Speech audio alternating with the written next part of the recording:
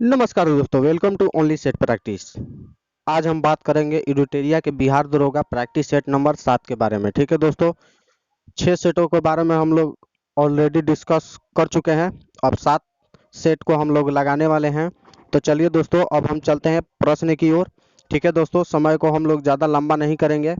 और देखिए दोस्तों, वीडियो को जितने भी सेट हम डाल चुके हैं उसका वीडियो आप लोग देखिए, और जो भी हमसे जो त्रुटि हुई है उसमें आप लोग सहयोग कीजिए। कमेंट बॉक्स में आप बोल दीजिएगा, हम वो करने का प्रयास करेंगे। ठीक है दोस्तों, तो चलिए दोस्तों, अब हम चलते हैं।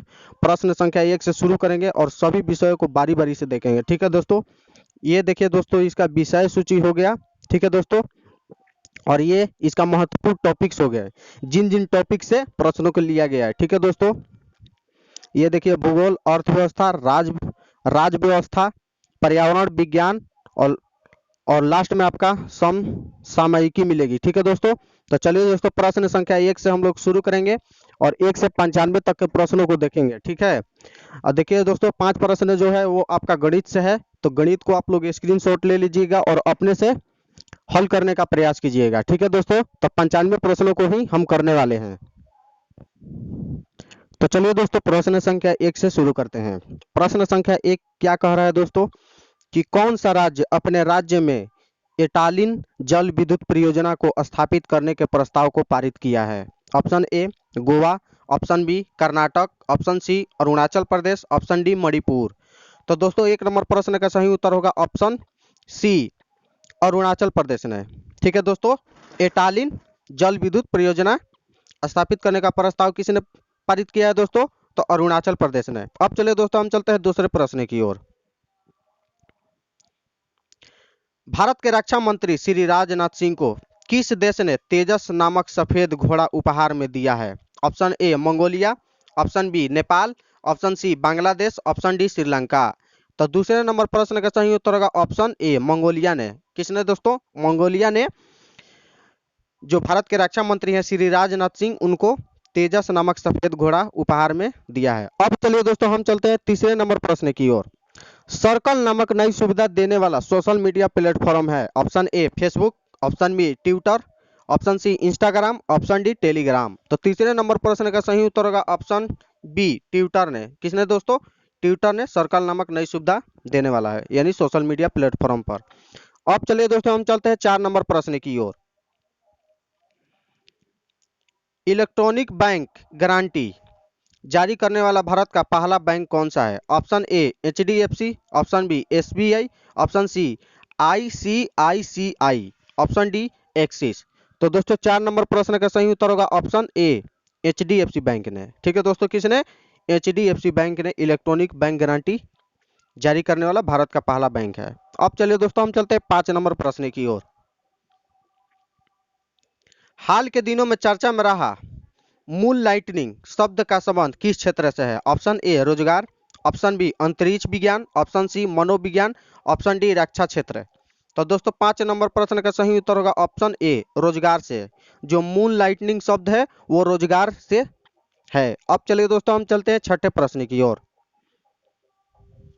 एक्सरसाइज काकाडू 2022 का आयोजन किन 2 देशों के मध्य आयोजित किया गया? Option A Bharat Japan, option B Bharat Canada, option C Bharat Australia, option D Bharat Vietnam.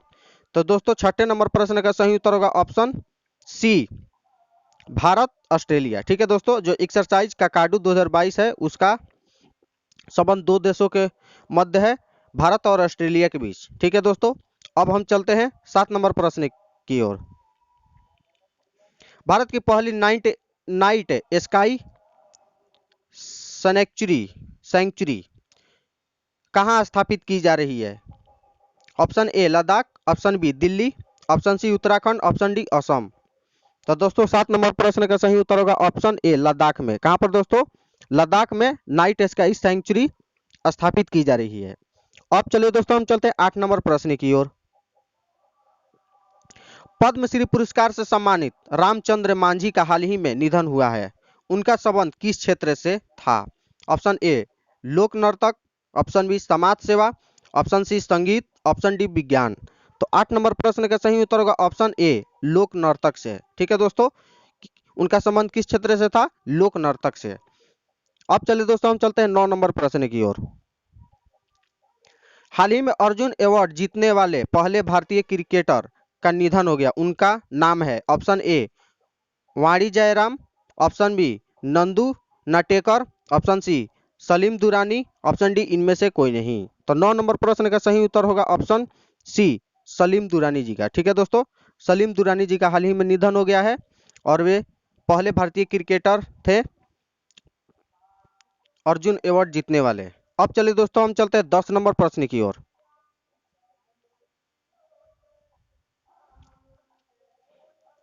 विश्व चैंपियनशिप में 2 पदक जीतने वाले पहली भारतीय महिला पहलवान कौन बनी है? Option A Babita Phogat, option B Vinesh Phogat, option C Sakshi Malik, option D कोई नहीं। तो 10 नंबर प्रश्न का सही उत्तर होगा ऑप्शन बी विनेश फोगाट। ठीक है दोस्तों, विनेश फोगाट ही विश्व चैंपियनशिप में 2 पदक जीतने वाली पहली भारतीय महिला पहलवान बनी है। अब चलिए दोस्तों हम चलते 11 नंबर प्रश्न की ओर। हाल के दिनों में चर्चा में रहा लेवर कप का संबंध किस खेल से है? ऑप्शन ए टेनिस से, ऑप्शन बी कबड्डी से, ऑप्शन सी खो खो से, ऑप्शन डी जूडो से। तो दोस्तों 11 नंबर प्रश्न का सही उत्तर होगा ऑप्शन ए टेनिस से। ठीक है दोस्तों, जो लेवर कप का संबंध है वो किस खेल से है दोस्तों? तो टेनिस से। अब चलिए दोस्तों हम चलते हैं 12 नंबर प्रश्न की ओर। G20 2022 की अध्यक्षता किस देश ने की? Option A Bharat, option B Indonesia, option C चीन, ऑप्शन डी इटली। तो दोस्तों 12 नंबर प्रश्न का सही उत्तर होगा ऑप्शन बी इंडोनेशिया ने। ठीक है दोस्तों, और 2023 का भारत ने। अब चलिए दोस्तों हम चलते हैं 13 नंबर प्रश्न की ओर। वर्ल्ड एयर क्वालिटी रिपोर्ट 2021 के अनुसार सबसे प्रदूषित देश कौन है? Option A Bharat, option B Chad, option C Bangladesh, option D Iran. तो 13 नंबर प्रश्न का सही उत्तर होगा ऑप्शन सी बांग्लादेश। ठीक है दोस्तों, कौन सा देश? बांग्लादेश सबसे प्रदूषित देश है। अब चलिए दोस्तों हम चलते हैं 14 नंबर प्रश्न की ओर। बजट 2023 से 24 के अनुसार भारत श्री की स्थापना की घोषणा की गई है, इसका संबंध है ऑप्शन ए प्राचीन शिलालेखों के डिजिटलीकरण से, ऑप्शन बी बच्चों के डिजिटल शिक्षा से, ऑप्शन सी पर्यटन विकास से, ऑप्शन डी इनमें से कोई नहीं। तो 14 नंबर प्रश्न का सही उत्तर होगा ऑप्शन ए प्राचीन प्राचीन शिलालेखों के डिजिटलीकरण से। ठीक है दोस्तों, डिजिटलीकरण से। अब चलिए दोस्तों हम चलते हैं 15 नंबर प्रश्न की ओर। बजट 2022 से 2023 में किए घोषणे के अनुसार भारत 2023 तक 30 तक कितना गीगावाट सौर ऊर्जा का लक्ष्य प्राप्त करेगा? Option A 180, option B 280, option C 320, option D 420। तो 15 का सही उत्तर होगा ऑप्शन बी 280। ठीक है दोस्तों, यानी बजट 2022 से 2023 में किए गए घोषणा के अनुसार भारत 2030 तक 280 गीगावाट सौर ऊर्जा का लक्ष्य प्राप्त करेगा। कितना दोस्तों? 280। अब चलिए दोस्तों हम चलते हैं 16 नंबर प्रश्न की ओर। कर्नाटक सरकार ने किस तिथि को प्रेरणा दिवस के रूप में मनाने की घोषणा की है? ऑप्शन ए 17 जनवरी, ऑप्शन बी 17 फरवरी, ऑप्शन सी 17 मार्च, ऑप्शन डी 17 अप्रैल। तो 16 नंबर प्रश्न का सही उत्तर होगा ऑप्शन सी 17 मार्च को। ठीक है दोस्तों, कब? 17 मार्च को कर्नाटक सरकार ने प्रेरणा दिवस के रूप में मनाने की घोषणा की है। ठीक है दोस्तों, अब चलिए दोस्तों हम चलते हैं 17 नंबर प्रश्न की ओर। भारत वन रिपोर्ट 2021 के अनुसार भारत का वनावरण है, option A 21.71%, option B 24.64%, option C 26.20%, option D 28.40%। तो 17 नंबर प्रश्न का सही उत्तर होगा ऑप्शन ए 21.71%। ठीक है दोस्तों, भारत वन रिपोर्ट 2021 के अनुसार भारत का वनावरण कितना है दोस्तों? तो 21.71%। अब चलिए दोस्तों हम चलते हैं 18 नंबर प्रश्न की ओर। 2022 में कितने समुद्री तट को ब्लू फ्लैग लिस्ट में शामिल किया गया है? Option A 2, option B 3, option C 4, option D 14। तो 18 नंबर प्रश्न का सही उत्तर होगा ऑप्शन ए टोटल 2 समुद्री तट को ब्लू फ्लैग लिस्ट में शामिल किया गया है 2022 में। अब चलिए दोस्तों हम चलते हैं 19 नंबर प्रश्न की ओर।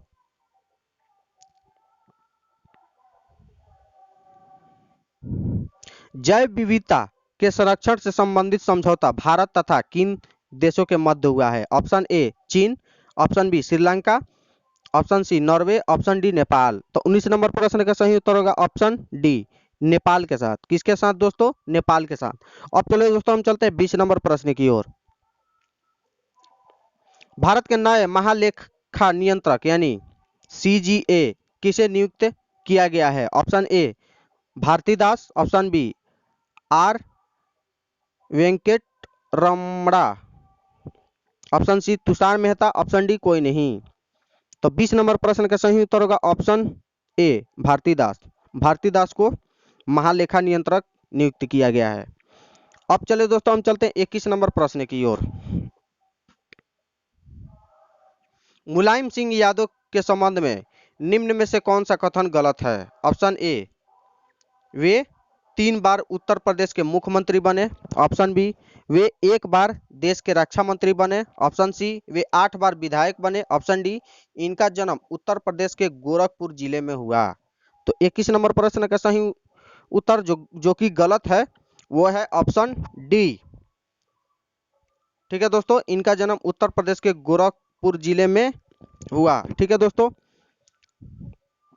जो मुलायम सिंह यादव थे उनका निधन हो गया है। वे 3 बार उत्तर प्रदेश के मुख्यमंत्री, 1 बार भारत के रक्षा मंत्री, 8 बार विधायक बने थे। इनका जन्म इटवा के सैफई में हुआ था। कहां पर दोस्तों? इटवा के इटवा के सैफई में। ठीक है दोस्तों, सैफई कोई गांव होगा, वहां पर हुआ था। अब चलो दोस्तों हम चलते हैं 22 नंबर प्रश्न की ओर। हाल ही में पटना हाई कोर्ट के मुख्य न्यायाधीश कौन बने हैं? Option A S Muralidhar, option B K Vinod Chandran, option C Ravishankar Jha, option D Maninder Mohan. तो 22 नंबर प्रश्न का सही उत्तर होगा option B K Vinod Chandran. ठीक है दोस्तों, अब चले दोस्तों हम चलते हैं 23 नंबर प्रश्न की ओर। मैथिली भाषा के लिए साहित्य अकादमी पुरस्कार 2022 से सम्मानित किया गया है। Option A Badri Narayan, option B Ravi Jha, option C Ajit Azad, option D इनमें से कोई नहीं। तो 23 नंबर प्रश्न का सही उत्तर होगा ऑप्शन सी अजीत आजाद। ठीक है दोस्तों, अजीत आजाद को ही मैथिली भाषा के लिए साहित्य अकादमी पुरस्कार 2022 से सम्मानित किया गया है। ठीक है दोस्तों, अजीत आजाद। अब चलिए दोस्तों हम चलते हैं 24 नंबर प्रश्न की ओर। 95वां ऑस्कर पुरस्कार के तहत सर्वश्रेष्ठ अभिनेता का अवार्ड किसने जीता? Option A Brendan Fraser, option B Will Smith, option C Austin Butler, option D इनमें से कोई नहीं या फिर कोई नहीं। तो दोस्तों 24 नंबर प्रश्न का सही उत्तर होगा ऑप्शन ए ब्रेंडन फ्रेजर। ठीक है दोस्तों, ब्रेंडन फ्रेजर को सर्वश्रेष्ठ अभिनेता का अवार्ड दिया गया है 95वां ऑस्कर पुरस्कार में। अब चलिए दोस्तों हम चलते हैं 25 नंबर प्रश्न की ओर। साहित्य के क्षेत्र में किसे नोबेल पुरस्कार 2022 से सम्मानित किया गया है? Option A Annie Ernaux, option B Anton Zeilinger, option C Abdulrazak Gurnah, option D Louise Gluck. तो दोस्तों 25 नंबर प्रश्न का सही उत्तर होगा ऑप्शन ए एनी एर्नोक्स। ठीक है दोस्तों, क्या होगा? एनी एर्नोक्स। साहित्य क्षेत्र में इनको नोबेल पुरस्कार 2022 से सम्मानित किया गया है, एनी एर्नोक्स। अब चले दोस्तों हम चलते हैं 26 नंबर प्रश्न की ओर। पैडा पद्धति क्या है? ऑप्शन ए रासायनिक खादों का अधिक प्रयोग, ऑप्शन बी जंगल काटकर सूखने छोड़ना, ऑप्शन सी वनों को संरक्षित करना, ऑप्शन डी सभी। तो दोस्तों पैडा पद्धति इनमें से क्या है? तो 26 नंबर प्रश्न का सही उत्तर होगा ऑप्शन बी जंगल काटकर सूखने छोड़ना। ठीक है दोस्तों, जंगल काटकर सूखने छोड़ना पैडा पद्धति है, इसलिए आपका सही उत्तर बी। अब चलिए दोस्तों हम चलते हैं 27 नंबर प्रश्न की ओर। महादेव पहाड़ी किसका भाग है? ऑप्शन ए कैमूर पहाड़ी, ऑप्शन बी सतपुड़ा पहाड़ी, ऑप्शन सी विंध्य पहाड़ी या विंध्य पर्वत, ऑप्शन डी पश्चिम घाट। तो दोस्तों 27 नंबर प्रश्न का सही उत्तर होगा ऑप्शन बी सतपुड़ा पहाड़ी। ठीक है दोस्तों, जो कि महादेव पहाड़ी है। अब चलिए दोस्तों हम चलते हैं 28 नंबर प्रश्न की ओर।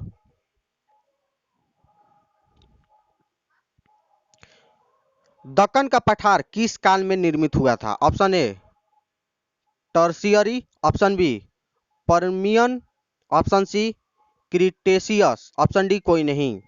तो दक्कन का पठार जो निर्मित हुआ था वो किस काल में दोस्तों?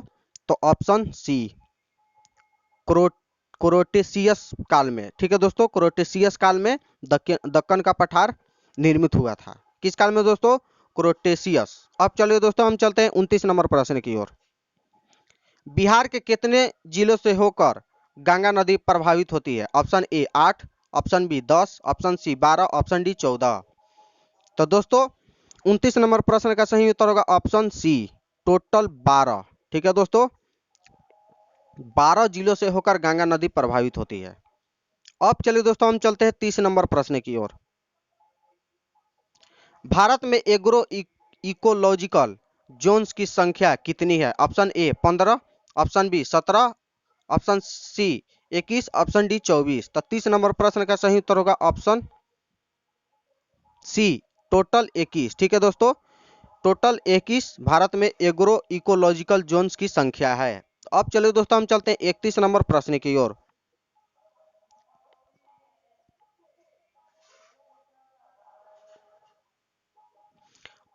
प्रादेशिक विभाजन के दृष्टिकोण से नेपाल हिमालय की कुल लंबाई है? Option A 520 kilometre, option B 800 kilometre, option C 700 kilometre, option D 340 kilometre.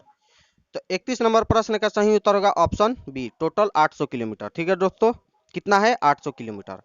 अब चलिए दोस्तों हम चलते हैं 32 नंबर प्रश्न की ओर।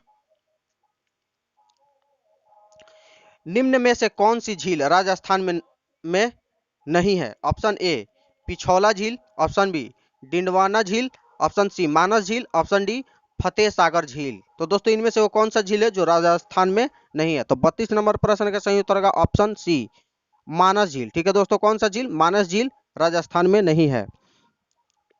मानस झील है जो वो जम्मू कश्मीर में स्थित है। ठीक है दोस्तों, कहां पर? जम्मू कश्मीर में। अब चलिए दोस्तों हम चलते हैं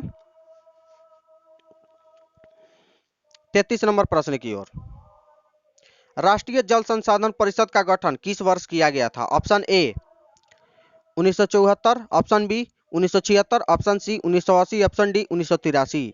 तो 33 नंबर प्रश्न का सही उत्तर होगा ऑप्शन डी 1983 में राष्ट्रीय जल संसाधन परिषद का गठन किया गया था 1983 में। अब चले दोस्तों हम चलते हैं 34 नंबर प्रश्न की ओर।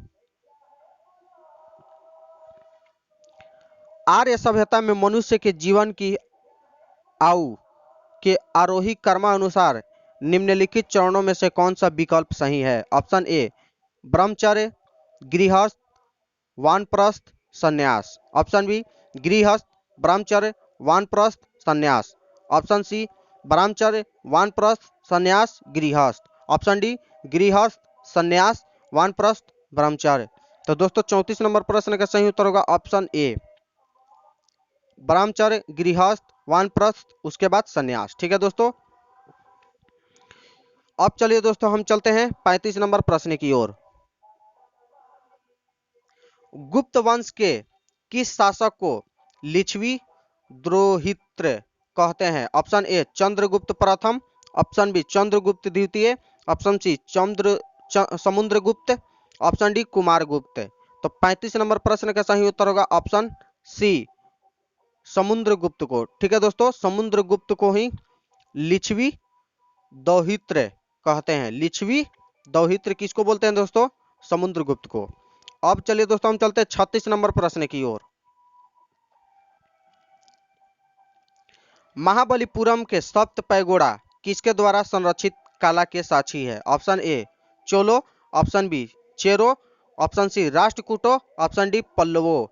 तो 36 नंबर प्रश्न का सही उत्तर होगा ऑप्शन डी पल्लवो। ठीक है दोस्तों, पल्लवो, महाबलीपुरम के सप्त पैगोड़ा पल्लवों द्वारा संरक्षित कला के साक्षी हैं। ठीक है दोस्तों, अब चलिए दोस्तों हम चलते हैं 37 नंबर प्रश्न की ओर। दिल्ली के सुल्तान का पद संभालने से पहले बलबन किस सुल्तान का प्रधानमंत्री था? Option A Bahram Shah, option B Iltutmish, option C Aram Shah, option D Nasiruddin. तो दोस्तों 37 नंबर प्रश्न का सही उत्तर होगा ऑप्शन डी नासिरुद्दीन। ठीक है दोस्तों, नासिरुद्दीन के प्रधानमंत्री था बलबन। अब चलिए दोस्तों हम चलते हैं 38 नंबर प्रश्न की ओर। इनमें से आपको बताना है कि कौन सही सुमिलित है दोस्तों। ठीक है दोस्तों, तो आइए पहले पढ़ते हैं। एक, शेख निजामुद्दीन औलिया चिश्तिया संप्रदाय। दो, बहाउद्दीन जकारिया सुहारावर्दी संप्रदाय। तीन, मियाँ मीर कादिरी सिलसिला। चार, अहमद सरहिंदी नक्शबंदी संप्रदाय। तो देखिए दोस्तों, इनमें से जो सही सुमिलित है, आइए ऑप्शन को देखते हैं। ऑप्शन ए 1 तथा 2 सही सुमिलित है। ऑप्शन बी 2 और 3 सही सुमिलित है। ऑप्शन सी 3 और 4 सही सुमिलित है। कि डी 1, 2, 3 और चारों सही सुमिलित है। तो दोस्तों 38 नंबर प्रश्न का सही उत्तर होगा ऑप्शन डी, यानी कि चारों के चारों सुमिलित है। ठीक है दोस्तों, यानी आपका चारों के चारों सही सुमिलित है। अब चले दोस्तों हम चलते हैं 39 नंबर प्रश्न की ओर। दिल्ली में हुमायूं का मकबरा किसने बनवाया था? Option A Gulbadan Begum, option B Haji Begum, option C Akbar, option D Hindal. तो दोस्तों 39 नंबर प्रश्न का सही उत्तर होगा ऑप्शन बी हाजी बेगम ने। किसने दोस्तों? हाजी बेगम ने दिल्ली में हुमायूं का मकबरा बनवाया था। अब चलिए दोस्तों हम चलते हैं 40 नंबर प्रश्न की ओर। निम्नलिखित में से कौन सा एक फतेहपुर सीकरी में स्थित नहीं है? Option A Panchmahal, option B Moti Mahal, option C Salim Chishti का मकबरा, ऑप्शन डी मारियम पैलेस। तो दोस्तों 40 नंबर प्रश्न का सही उत्तर होगा ऑप्शन बी मोती मस्जिद। ठीक है दोस्तों, मोती मस्जिद फतेहपुर सीकरी में स्थित नहीं है। अब चलिए दोस्तों हम चलते हैं 41 नंबर प्रश्न की ओर। गुरु गोविंद सिंह द्वारा खालसा पंथ की स्थापना किस वर्ष में किया गया था? Option A 1599, option B 1677, option C 1699, option D 1709 में। तो दोस्तों 41 नंबर प्रश्न का सही उत्तर होगा ऑप्शन सी 1699 में गुरु गोविंद सिंह जी द्वारा खालसा पंथ की स्थापना किया गया था। अब चलिए दोस्तों हम चलते हैं 42 नंबर प्रश्न की ओर।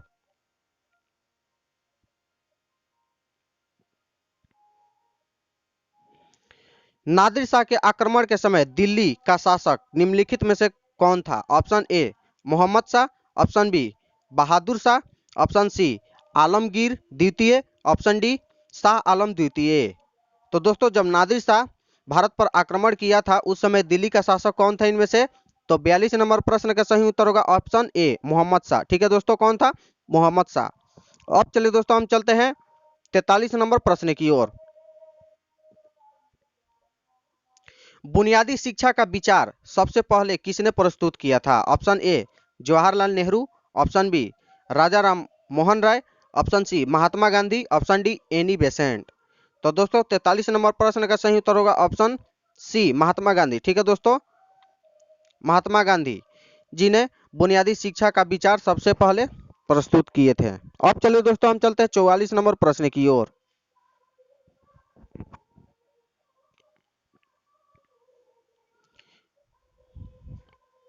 निम्न ब्रिटिश व्यक्तियों में से किसने स्वीकार किया था कि 1857 का विद्रोह एक राष्ट्रीय विद्रोह था? Option A VD Savarkar, option B Disraeli, option C TR. Holmes, option D इनमें से कोई नहीं। तो दोस्तों 44 नंबर प्रश्न का सही उत्तर होगा ऑप्शन बी डिजरायली ने यह स्वीकार किया था कि 1857 का विद्रोह एक राष्ट्रीय विद्रोह था। अब चलिए दोस्तों हम चलते हैं 45 नंबर प्रश्न की ओर। कौन से गोलमेज सम्मेलन में महात्मा गांधी ने भाग लिया था? ऑप्शन ए प्रथम गोलमेज सम्मेलन 1930, ऑप्शन बी द्वितीय गोलमेज सम्मेलन 1931, ऑप्शन सी तृतीय गोलमेज सम्मेलन 1932 या फिर ऑप्शन डी उपयुक्त सभी। तो दोस्तों 45 नंबर प्रश्न का सही उत्तर होगा ऑप्शन बी द्वितीय गोलमेज सम्मेलन 1931। ठीक है दोस्तों, ऑप्शन बी द्वितीय गोलमेज सम्मेलन 1931 में ही महात्मा गांधी जी ने भाग लिया थे। ठीक है दोस्तों, अब हम चलते हैं 46 नंबर प्रश्न की ओर। संविधान बनाते समय निम्नलिखित में से कौन सा आदर्श प्रस्तावना में शामिल नहीं किया गया था? ऑप्शन ए स्वतंत्रता, ऑप्शन बी समता, ऑप्शन सी समाजवादी, ऑप्शन डी न्याय। तो 46 नंबर प्रश्न का सही उत्तर होगा ऑप्शन सी समाजवादी। ठीक है दोस्तों,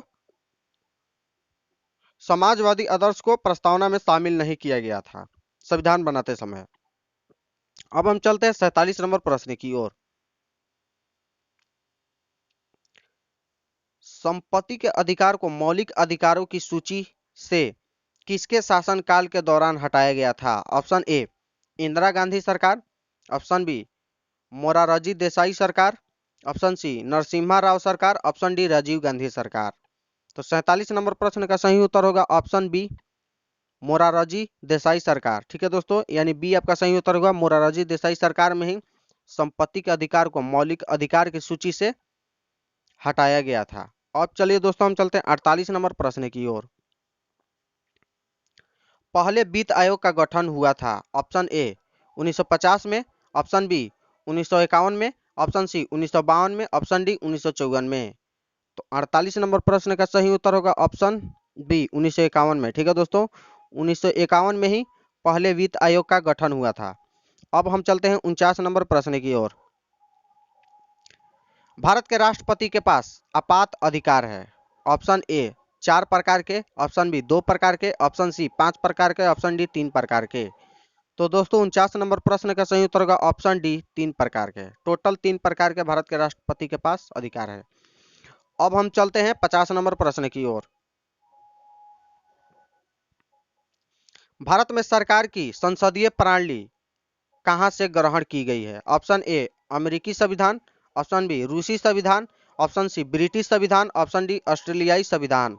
तो 50 नंबर प्रश्न का सही उत्तर होगा ऑप्शन सी ब्रिटिश संविधान। ठीक है दोस्तों, ब्रिटिश संविधान से ही भारत में सरकार की संसदीय प्रणाली ग्रहण की गई है। ब्रिटिश संविधान से लिया गया संसदीय प्रणाली। ठीक है दोस्तों, बहुत महत्वपूर्ण प्रश्न। अब हम चलते हैं 51 नंबर प्रश्न की ओर। लोकसभा में किसी विधेयक को धन विधेयक के रूप में प्रमाणित कौन करता है? ऑप्शन ए राष्ट्रपति, ऑप्शन बी वित्त मंत्री, ऑप्शन सी प्रधानमंत्री, ऑप्शन डी लोकसभा अध्यक्ष। तो 51 नंबर प्रश्न का सही उत्तर होगा ऑप्शन डी लोकसभा। ठीक है दोस्तों, लोकसभा।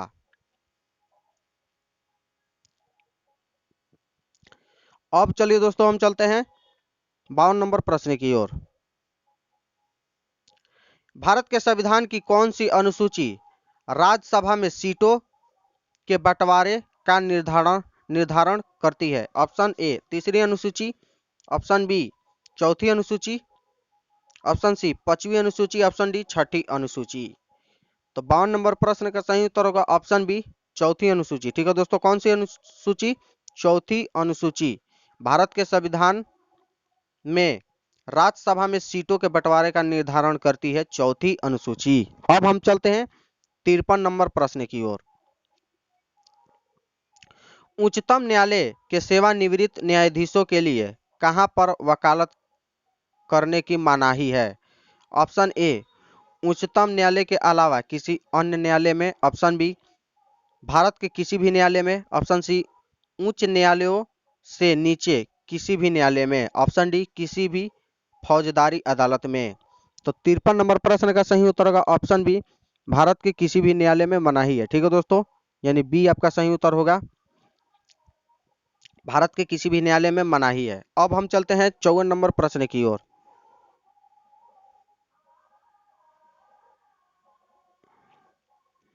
निम्नलिखित में से किस समिति की रिपोर्ट में लोकपाल और लोकायुक्त संस्थाओं की स्थापना की सिफारिश की गई थी?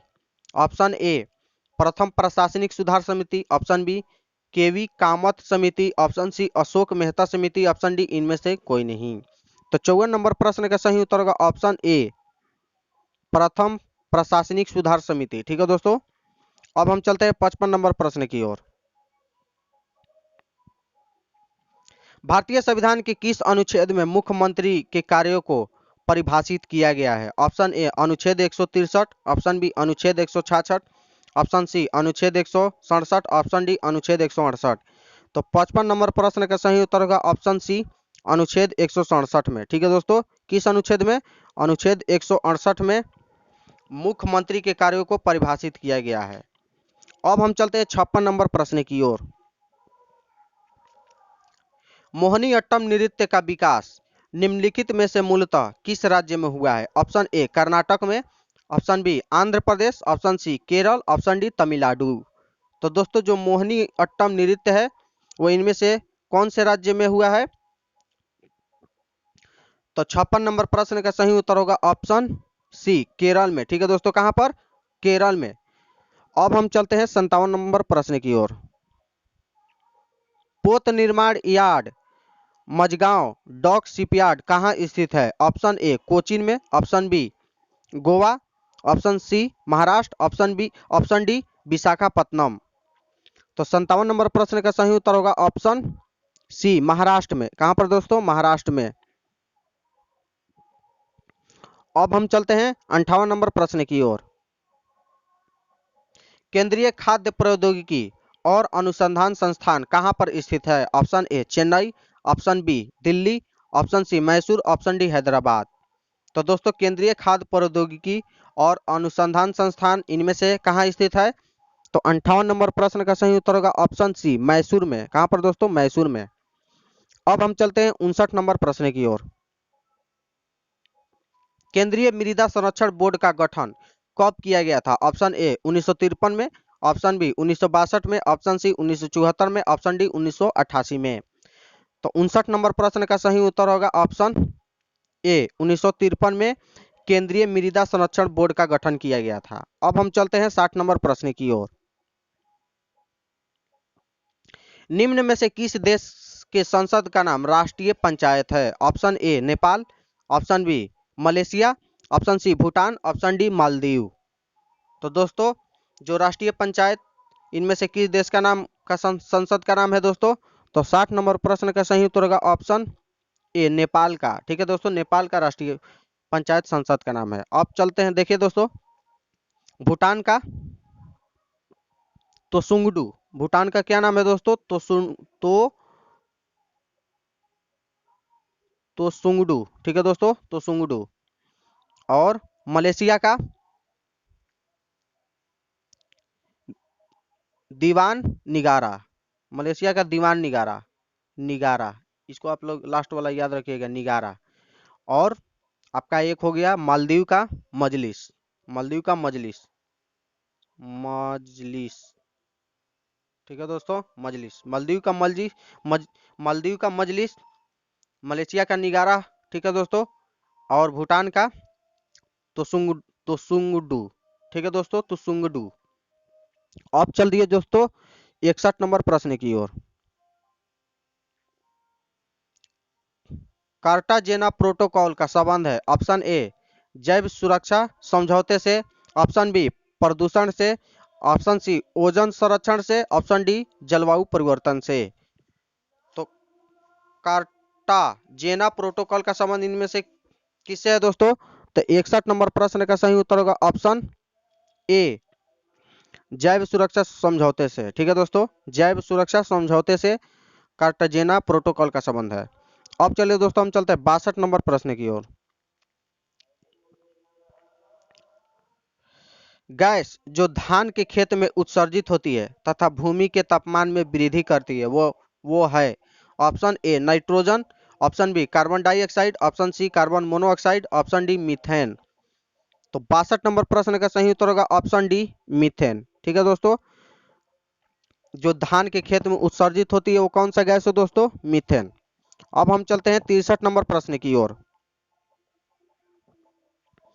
जलवायु परिवर्तन का कारण है option A green house gas, option B ozone परत का संक्षर ओजोन परत का क्षरण, ऑप्शन सी प्रदूषण, ऑप्शन डी उपयुक्त सभी। तो जलवायु परिवर्तन का कारण इनमें से कौन सा है दोस्तों? तो 63 नंबर प्रश्न का सही उत्तर होगा ऑप्शन डी उपयुक्त सभी, यानी कि ग्रीन हाउस गैस, प्रदूषण, ओजोन परत का क्षरण। अब हम चलते हैं 64 नंबर प्रश्न की ओर। विश्व जैव विविधता दिवस कब मनाया जाता है? ऑप्शन ए 22 मार्च, ऑप्शन बी 22 मई, ऑप्शन सी 5 जून, ऑप्शन डी 10 दिसंबर। तो 64 नंबर प्रश्न का सही उत्तर होगा ऑप्शन बी 22 मई को। ठीक है दोस्तों, कब मनाया जाता है? 22 मई को विश्व जैव विविधता दिवस मनाया जाता है। अब हम चलते हैं 65 नंबर प्रश्न की ओर।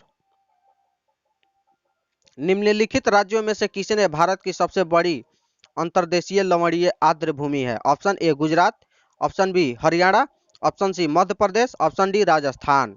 तो दोस्तों इनमें से वो बताना है कि वो कौन सा राज्य होगा जो भारत की सबसे बड़ी अंतर्देशीय लवणीय आर्द्र भूमि है।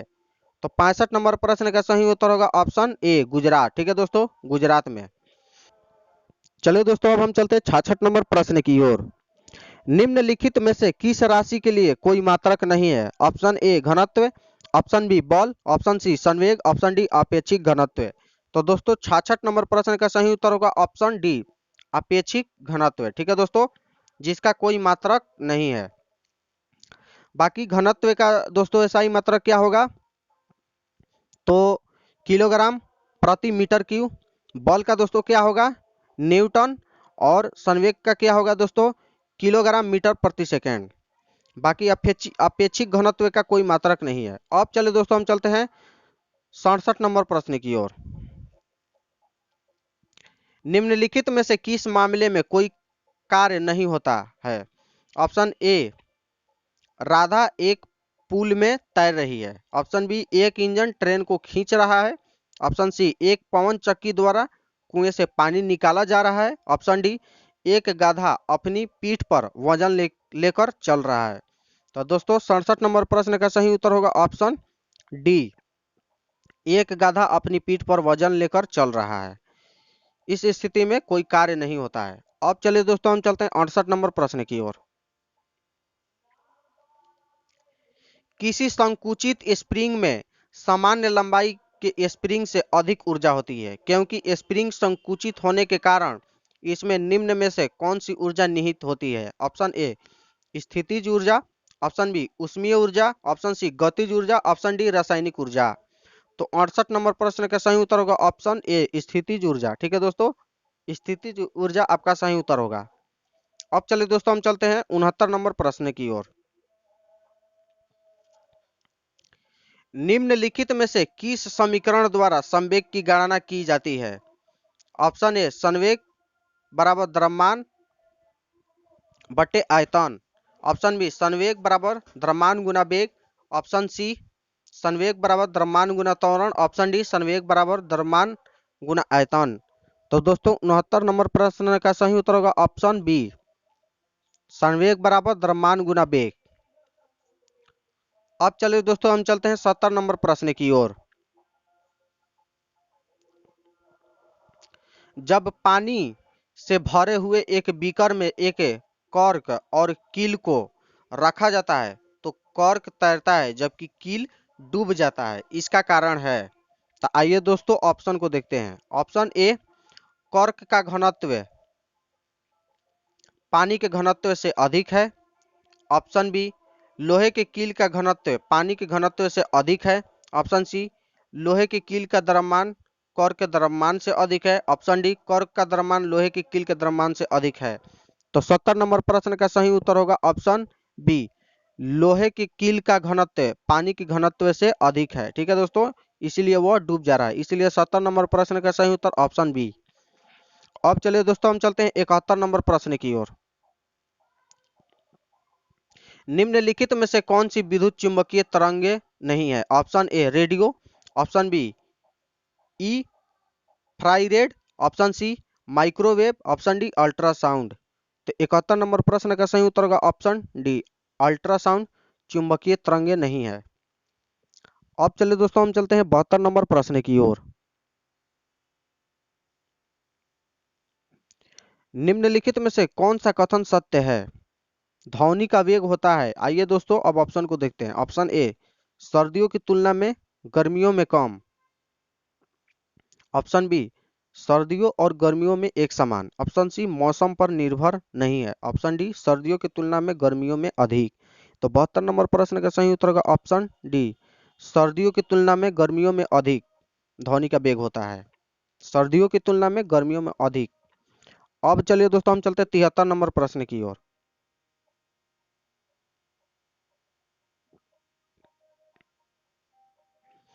जब प्रकाश एक सघन माध्यम से विरल माध्यम में प्रवेश करता है तो इसकी गति पर क्या प्रभाव पड़ता है? ऑप्शन ए बढ़ती है, ऑप्शन बी घटती है, ऑप्शन सी पहले घटती है फिर फिर बढ़ती है, ऑप्शन डी कोई परिवर्तन नहीं होता है।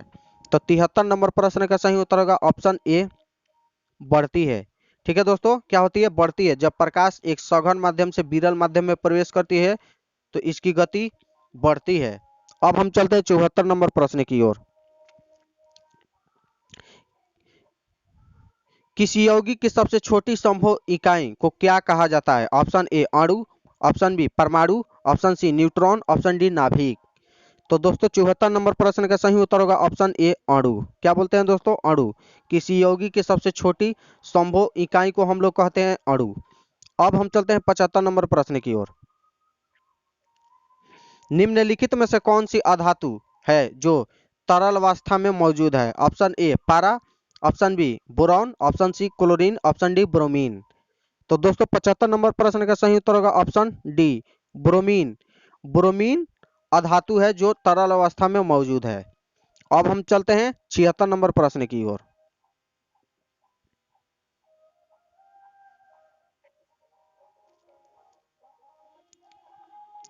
समान रासायनिक गुण वाले दो तत्वों के लिए निम्नलिखित में से कौन सा विकल्प सही है? ऑप्शन ए तत्वों में संयोजी इलेक्ट्रॉनों की संख्या समान होगी, ऑप्शन बी तत्वों में संयोजी इलेक्ट्रॉनों की संख्या भिन्न होगी, ऑप्शन सी तत्वों के परमाणु द्रव्यमान भिन्न होंगे, ऑप्शन डी तत्वों के परमाणु द्रव्यमान समान होंगे। तो 76 नंबर प्रश्न का सही उत्तर होगा ऑप्शन ए तत्वों में संयोजी इलेक्ट्रॉनों की संख्या समान होगी। ठीक है दोस्तों, इसलिए आपका ए उत्तर सही उत्तर होगा। अब चलिए दोस्तों हम चलते हैं 77 नंबर प्रश्न की ओर। परमाणु हथियार में उपयोग किए जाने वाले सबसे सामान्य समस्थानिक हैं? ऑप्शन ए यूरेनियम और प्लूटोनियम, ऑप्शन बी ड्यूटेरियम और लिथियम, ऑप्शन सी ड्यूटेरियम और प्लूटोनियम, ऑप्शन डी यूरेनियम और लिथियम। तो दोस्तों 77 नंबर प्रश्न का सही उत्तर होगा ऑप्शन ए यूरेनियम और प्लूटोनियम। ठीक है दोस्तों, जो परमाणु हथियार में उपयोग किए जाने वाले सामान्य समस्थानिक हैं। ठीक है दोस्तों, कौन? यूरेनियम और प्लूटोनियम। अब चलिए दोस्तों हम चलते हैं 78 नंबर प्रश्न की ओर। परमाणु की ऑक्सीकरण स्थिति क्या प्रदर्शित करती है? ऑप्शन ए प्राप्त इलेक्ट्रॉनों की संख्या, ऑप्शन बी क्षति हुए इलेक्ट्रॉनों की संख्या, ऑप्शन सी यौगिक का वास्तविक आवेश, ऑप्शन डी उसकी रिक्तियां। तो 78 नंबर प्रश्न का सही उत्तर होगा ऑप्शन सी यौगिक का वास्तविक आवेश, जो कि परमाणु की ऑक्सीकरण स्थिति प्रदर्शित करती है। अब चलिए दोस्तों 79 नंबर प्रश्न की ओर। आधुनिक आवर्त सारणी में समूह 18 के मूल तत्व अपनी बाह्यतम कक्षा में 8 इलेक्ट्रॉन होने वाले को छोड़कर अन्य सभी, ठीक है दोस्तों, को क्या कहा जाता है? ऑप्शन ए उपधातु, ऑप्शन बी संक्रमण तत्व, ऑप्शन सी निष्क्रिय गैस, ऑप्शन डी दुर्लभ मृदा तत्व। तो 79 नंबर प्रश्न का सही उत्तर होगा ऑप्शन सी निष्क्रिय गैस कहा जाता है। ठीक है दोस्तों, निष्क्रिय गैस यानी कि आधुनिक आवर्त सारणी में समूह 18 के मूल तत्वों को क्या कहा जाता है? निष्क्रिय गैस। अब चलिए दोस्तों हम चलते हैं 80 नंबर प्रश्न की ओर। निम्नलिखित में से किस हाइड्रोजन का क्वथनांक उच्चतम होता है? Option A bromine, option B iodine, option C fluorine, option D chlorine. तो दोस्तों 80 नंबर प्रश्न का सही उत्तर होगा ऑप्शन बी आयोडीन का। किसका दोस्तों? आयोडीन का क्वथनांक उच्चतम होता है। अब चलो दोस्तों हम चलते हैं 81 नंबर प्रश्न की ओर। हीरे के कार्बन परमाणु की बाहरी कोश में मुक्त इलेक्ट्रॉनों की संख्या कितनी होती है? Option A 0, option B 2, option C 3, option D 4। तो दोस्तों 11 नंबर प्रश्न का सही उत्तर होगा ऑप्शन ए 0। ठीक है दोस्तों, यानी हीरे के कार्बन परमाणु के बाहरी कोश में मुक्त इलेक्ट्रॉनों की संख्या 0 होती है, यानी नहीं होती है। अब हम चलते हैं 82 नंबर प्रश्न की ओर। ऑक्सीजन की उपस्थिति में अयस्कों को गर्म करने की क्रिया को क्या कहा जाता है? ऑप्शन ए निस्तापन, ऑप्शन बी संक्षारण, ऑप्शन सी निष्कर्षण, ऑप्शन डी भंजन। तो दोस्तों 82 नंबर प्रश्न का सही उत्तर ऑप्शन डी भंजन कहा जाता है। ठीक है दोस्तों, यानी ऑक्सीजन की उपस्थिति में अयस्कों को गर्म करने की क्रिया को भंजन कहते हैं। अब चलिए दोस्तों हम चलते हैं 83 नंबर प्रश्न की ओर। टैक्सिकोलॉजी में निम्न में से किसका अध्ययन किया जाता है? ऑप्शन ए जहर या विष, ऑप्शन बी इंसानी व्यवहार, ऑप्शन सी भूक्षरण, ऑप्शन डी नींद। तो 83 नंबर प्रश्न का सही उत्तर होगा ऑप्शन ए जहर या विष। ठीक है दोस्तों, टैक्सिकोलॉजी में किसका अध्ययन किया जाता है दोस्तों? तो जहर या विष का। अब हम चलते हैं 84 नंबर प्रश्न की ओर। मानव शरीर का सबसे बड़ा अंग निम्नलिखित में से कौन सा है? ऑप्शन ए दिमाग, ऑप्शन बी गुर्दे, ऑप्शन सी त्वचा, ऑप्शन डी हड्डी। तो दोस्तों मानव शरीर का सबसे बड़ा अंग इनमें से कौन होगा? तो ऑप्शन सी त्वचा। ठीक है दोस्तों, क्या होगा? त्वचा। अब चलिए दोस्तों हम चलते हैं 85 नंबर प्रश्न की ओर। निम्नलिखित में से कौन सा ऊतक जड़ों से खाद्य पदार्थों का परिसंचरण करता है? Option A ground tissue, option B xylem, option C phloem, option D cambium. तो दोस्तों 85 नंबर प्रश्न का सही उत्तर होगा ऑप्शन बी जाइलम। ठीक है दोस्तों, जाइलम ऊतक है जो जड़ों से खाद्य पदार्थों का परिसंचरण करता है। अब चलिए दोस्तों हम चलते हैं 86 नंबर प्रश्न की ओर।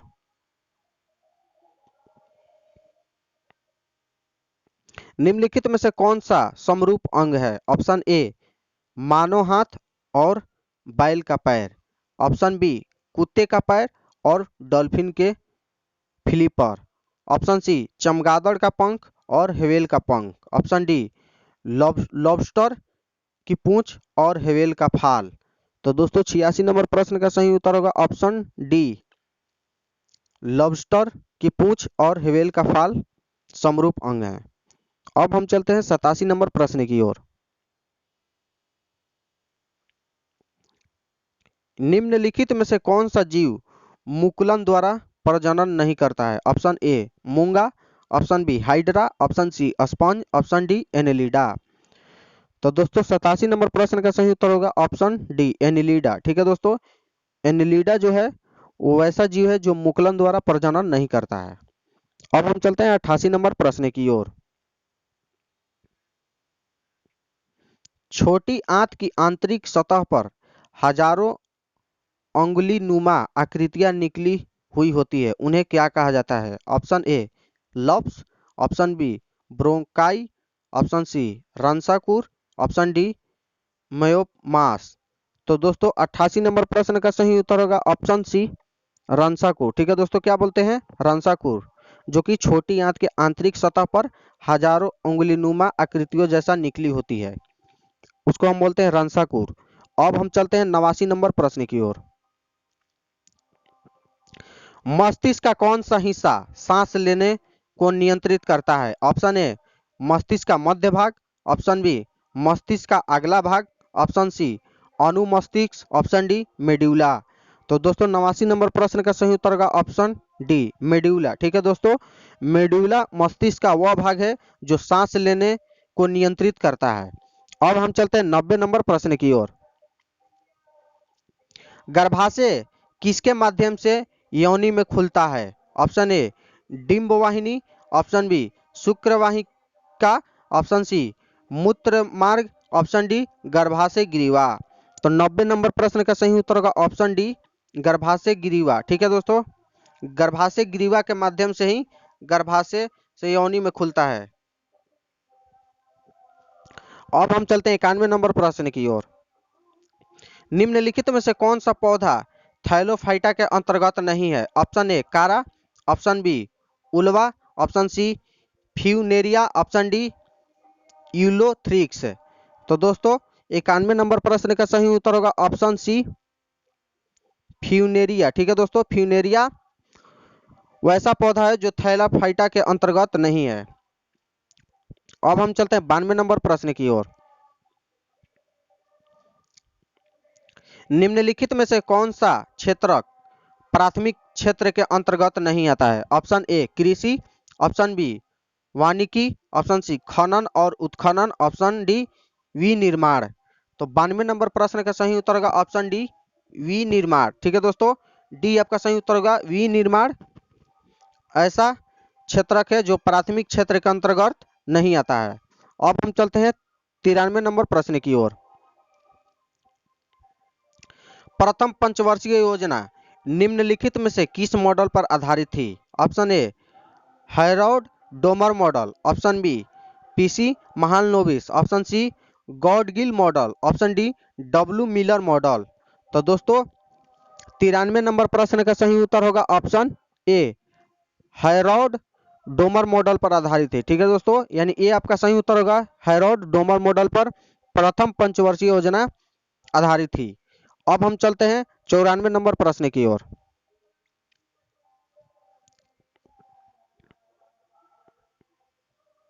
मिशन इंद्रधनुष की शुरुआत कब हुई थी? ऑप्शन ए दिसंबर 2014 में, ऑप्शन बी अगस्त 2015 में, ऑप्शन सी जुलाई 2016 में, ऑप्शन डी मई 2017 में। तो दोस्तों 94 नंबर प्रश्न का सही उत्तर होगा ऑप्शन ए दिसंबर 2014 में मिशन इंद्रधनुष की शुरुआत हुई थी। ठीक है दोस्तों, इसका उद्देश्य उन सभी बच्चों को टीकाकरण में लाना है। ठीक है दोस्तों, इसका मूल उद्देश्य था जो पूर्ण या आंशिक रूप से 7 बीमारियों के विरुद्ध टीका नहीं लगाया है। इसी के उपलक्ष्य में मिशन इंद्रधनुष चलाया गया था। चलिए दोस्तों, अब हम चलते हैं 95 नंबर प्रश्न की ओर। मूल्यवर्धित कर यानी वैट सबसे पहले किस राज्य में लागू किया गया था? ऑप्शन ए हरियाणा में, option B Uttar Pradesh, option सी पश्चिम बंगाल, ऑप्शन डी बिहार। तो दोस्तों मूल्यवर्धित कर सबसे पहले किस राज्य में लागू किया गया था? तो 95 नंबर प्रश्न का सही उत्तर होगा ऑप्शन ए हरियाणा में। ठीक है दोस्तों, कहां पर? हरियाणा में। अब चले दोस्तों, देखिए दोस्तों, अब आपको गणित से प्रश्न मिलेंगे, तो आप इसको स्क्रीनशॉट ले लीजिए और अपने से हल करने का प्रयास कीजिएगा। मिलते हैं अगले सेट नंबर 8 में। तब तक के लिए जय हिंद, जय भारत। अपना ख्याल रखिएगा और जो कुछ भी इसमें त्रुटि हुआ होगा तो आप सजेस्ट कर दीजिएगा। ठीक है दोस्तों, कमेंट बॉक्स में। चलिए दोस्तों, चलते हैं, आज के लिए इतना ही।